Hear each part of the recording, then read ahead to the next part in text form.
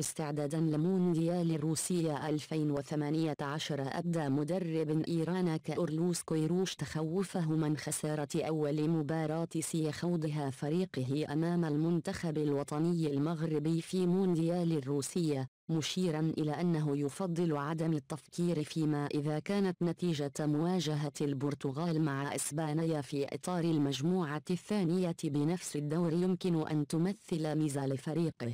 وأوضح المدرب البرتغالي: ليكن أفكر فيه حاليا ماشي إسبانيا ولا البرتغال مع احترامي لهذه المنتخبات، ولكن أنا كن أفكر في مباراة الأولى أمام المنتخب المغربي.